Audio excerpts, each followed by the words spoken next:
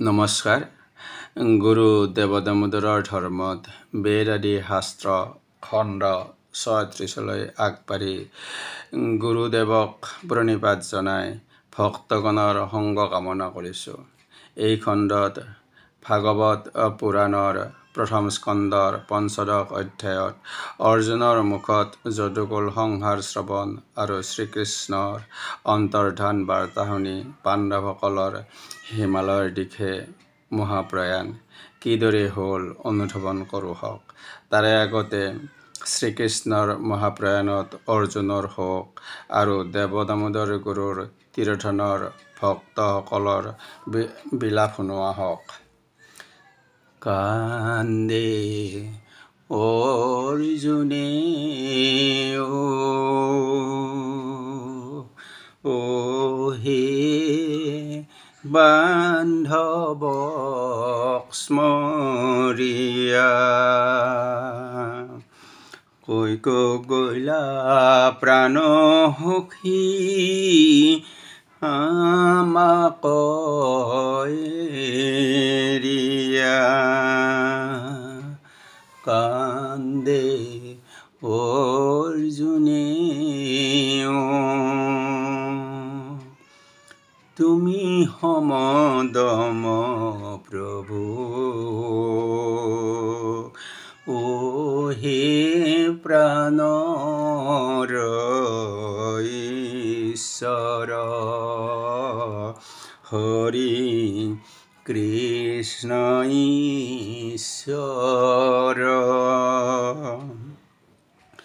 তোমাৰ বেতিৰে দেখো অন্ধকাৰ, কান্দে অৰ্জুনে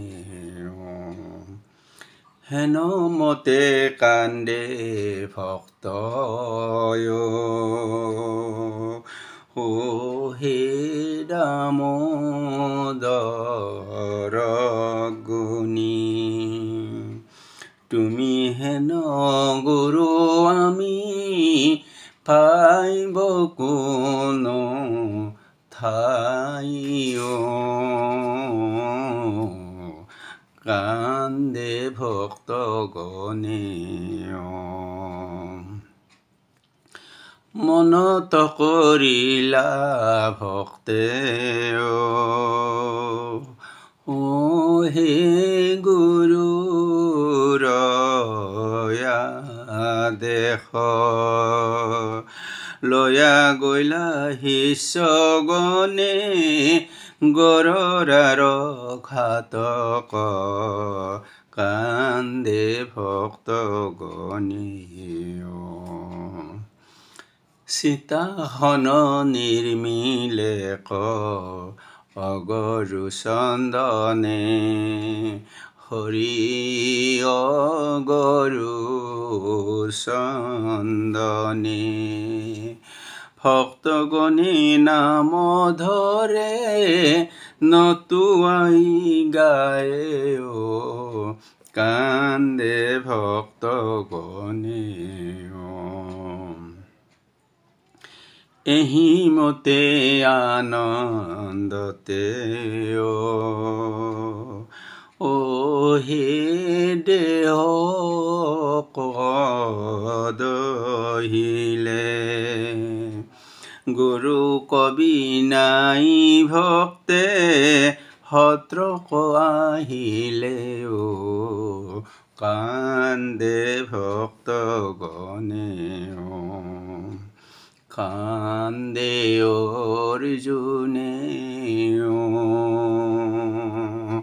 ও হে বান্ধৱক স্মৰিয়া, তুমি বিনে মোৰ ভৈলে তেজ বলক হৈ,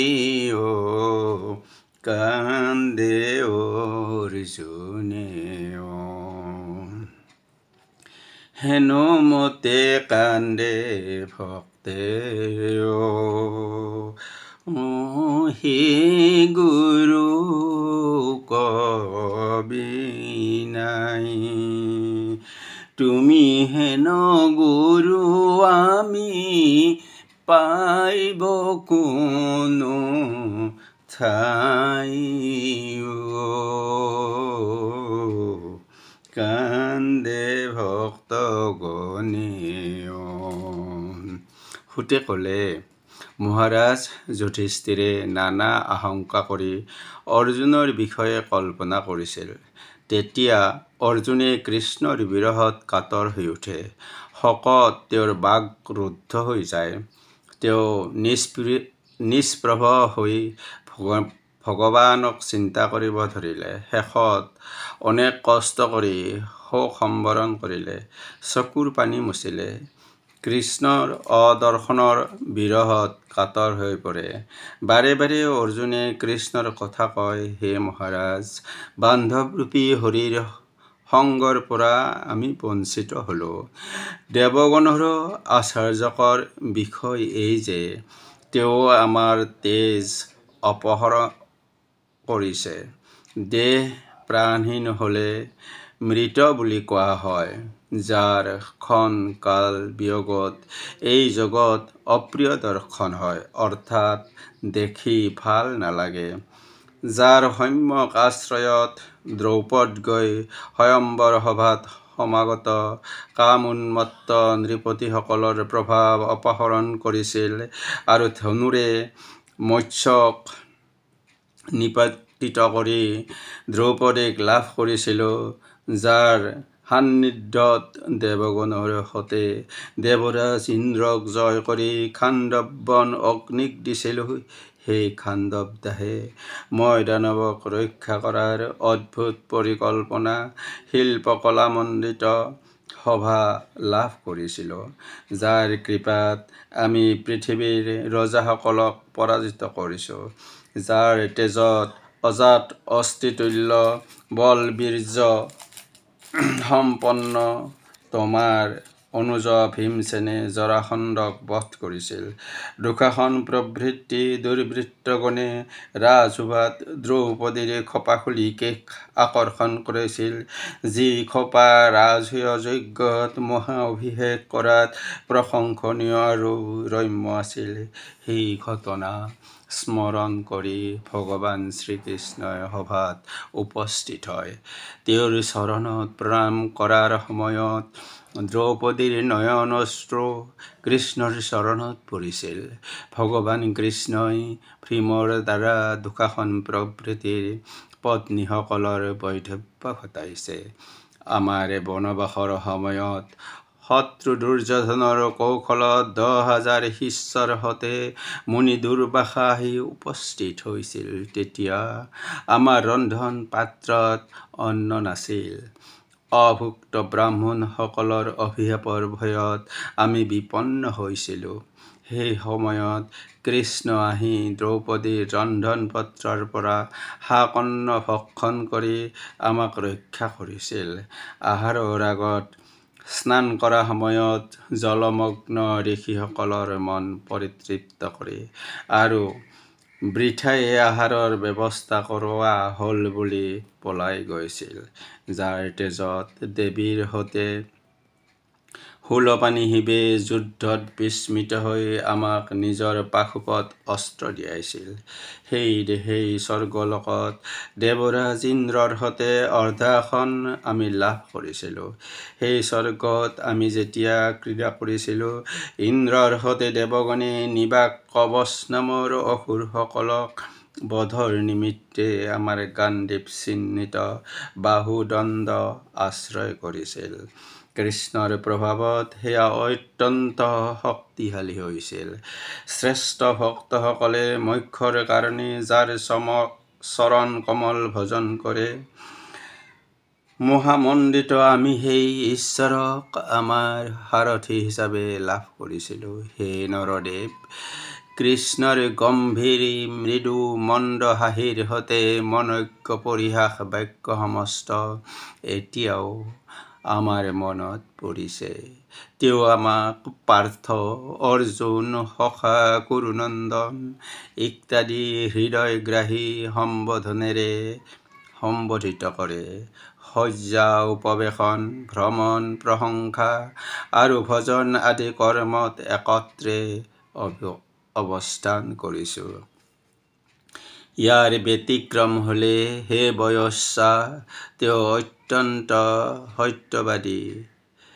এইদৰে তেওঁ বক্তব্য কৰে, পিতাই যেনেকৈ পুত্ৰৰ অপৰাধ ক্ষমা কৰে তেনেকৈ কুমতি আমাৰ সকলো অপৰাধ সহ্য কৰিছে। হে মহাৰাজ, সেই কৃষ্ণৰ বিৰহত এতিয়া মই শূন্য গৃহত অৱস্থান কৰিছোঁ।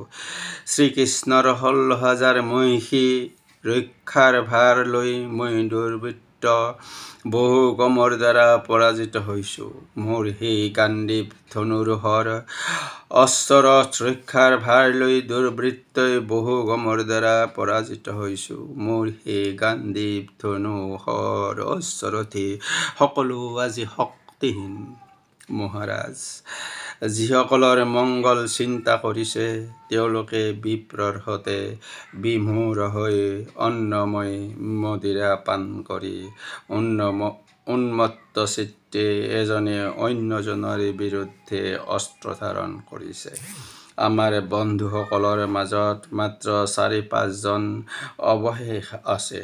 প্ৰাণীগুণে যিয়ে পৰস্পৰে পৰস্পৰক হত্যা কৰে বা পালন কৰে, এয়া ভগৱান পৰমেশ্বৰৰ কাৰ্য। জলচৰ মৎস্য আদিৰ মাজত যিবিলাক ডাঙৰ মাছ, সেইসকলে সৰু মাছবোৰক ভক্ষণ কৰে।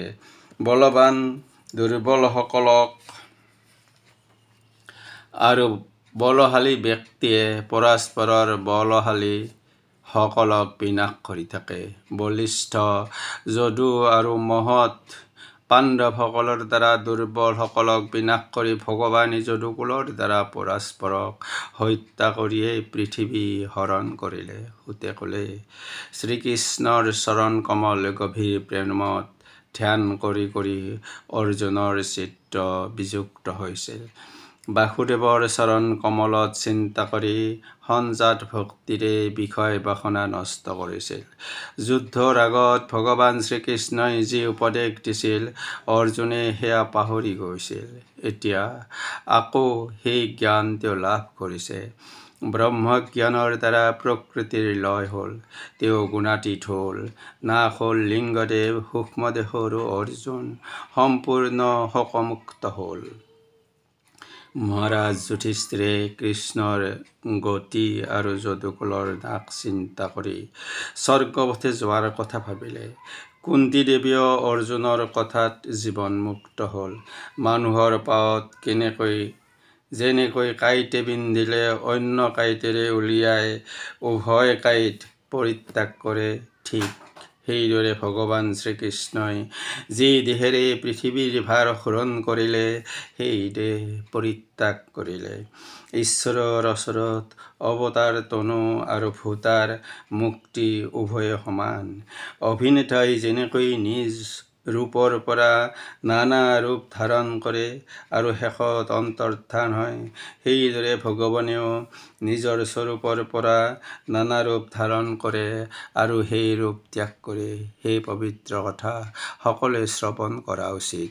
সেই ভগৱান মুকুন্দই নিজৰ দেহৰ সতে পৃথিৱী ত্যাগ কৰিলে। অজ্ঞান লোকৰ অমংগলৰ নিমিত্তে কলিৰ প্ৰভাৱ বিস্তাৰ কৰিব আৰম্ভ কৰিলে।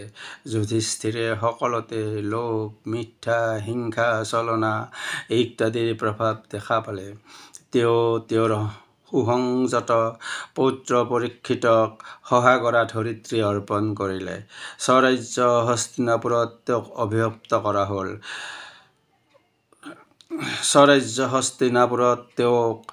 অভিষিক্ত কৰা হ'ল। ৰজা যুধিষ্ঠিৰে অনিৰুদ্ধৰ পুত্ৰ বজ্ৰক মথুৰাৰ সুৰসেন বংশৰ অধিপতি কৰিলে।